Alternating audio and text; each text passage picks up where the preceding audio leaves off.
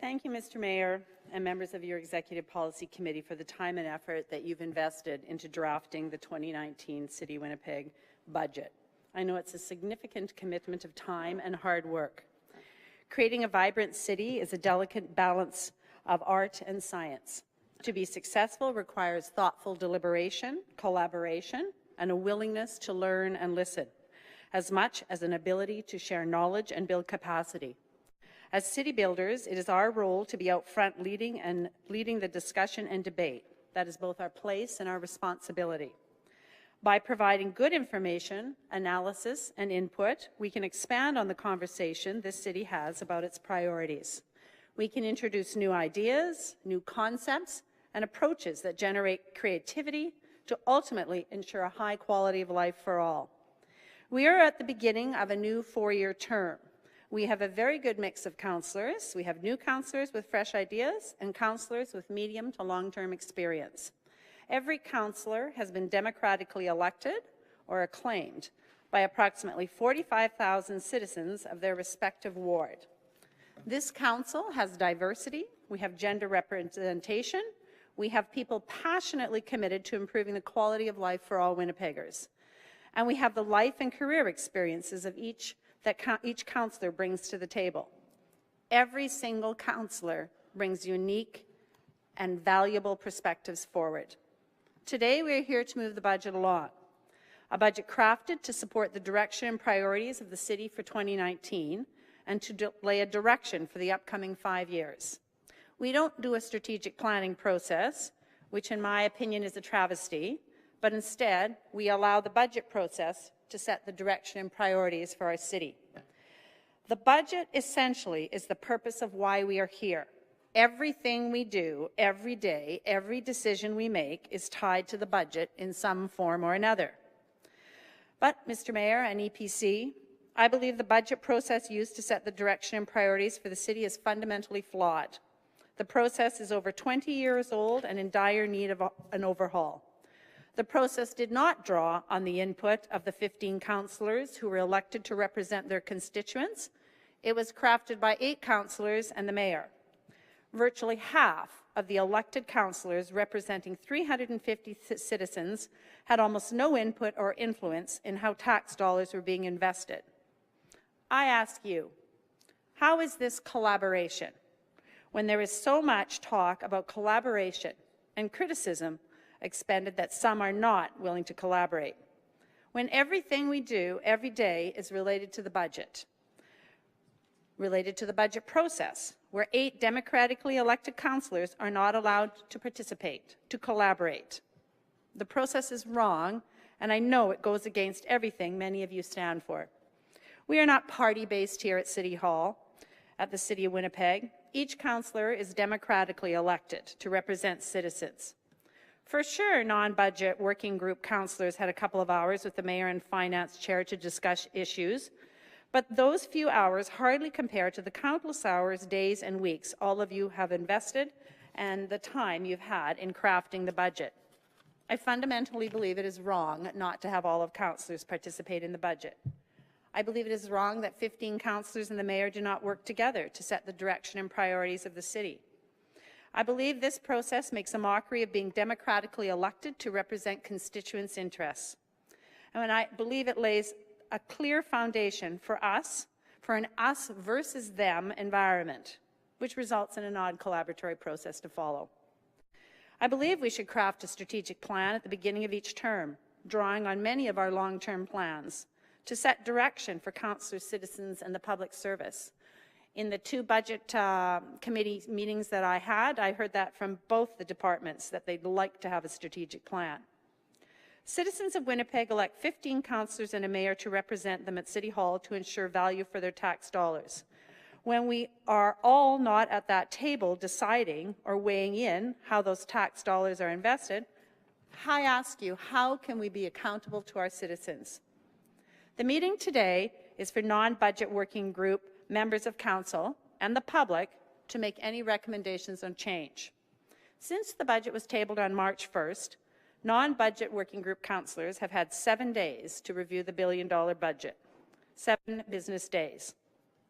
Ask questions, try and get answers, and bring any recommendations forward. Of those 7 days, a regular scheduled committee meeting was held that was 7 hours, and 2 budget committee meetings were scheduled on the same day, which made up for a 12-hour day.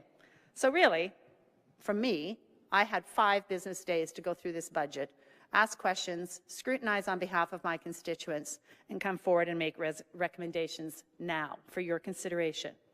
It's virtually impossible to properly bring forward any form of policy recommendations and change today's meeting. It is impossible to scrutinize how our tax dollars are being invested. When you are part of the working group, you are rewarded. You are rewarded with the ability to gain weeks of knowledge, insight, and have influence over citizens' dollars, and influence over where and how they are invested in the city.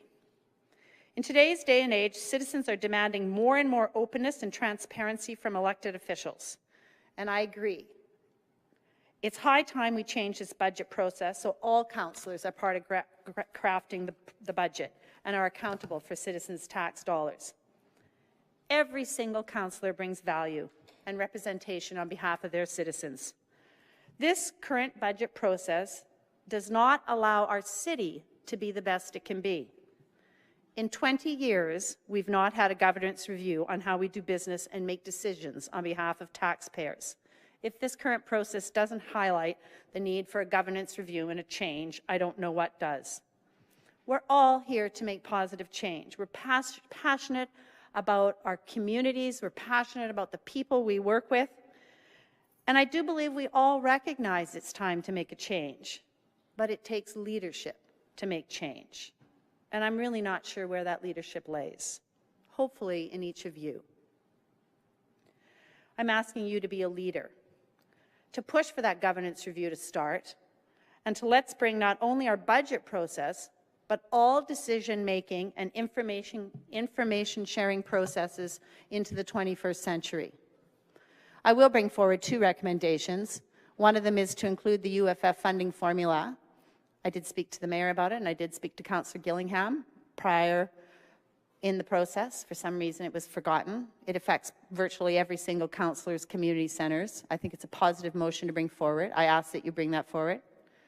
And I also ask, it was unanimously supported by the committee members in the Property Planning and Development Committee. I ask that you reinstate the funding to do a comprehensive infill strategy. I know that the infill representative from the infill community will be here today, and I want you to listen to what he has to say, because infill is critically important for our city. And as we go about approving 200 acres here, 800 acres there on the edges of the city, infill is our future, and it's going to be, with the concerns that we have in our budget process, is critical that we get it right. And a $45,000 budget will not allow that. Thank you. Okay, thank you, Councillor Gillingham. Thank you, Councillor Lukes, for your comments this morning and delegation. I know that we've spoken before.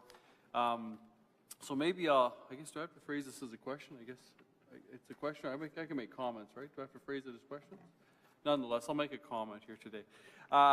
First of all, yes, I do acknowledge and commit to including the UFF funding formula, that retroactive amount will come forward. We've discussed that already, and the intention is that will come forward and be a change. By the time we table our go to adopt the budget. Also want to let you know that we have had discussions, and around, well, all my council colleagues have had discussions. The mayor and I have had quite a few discussions too on the process. To your point, it hasn't, the budget process hasn't changed in many years. And how do we enhance it? I think over the last, since I've been the chair, I've tried to enhance it a little bit, but ultimately, the best that we can do presently with the current structure is to meet one-on-one with councillors. So, in conversation with the mayor, and I appreciate his support in this, is I will be bringing forward next Tuesday at the Tuesday, March 19th meeting, an addition to the budget recommendations to be considered by all of council. And I've worked on some of the phrasing on it already.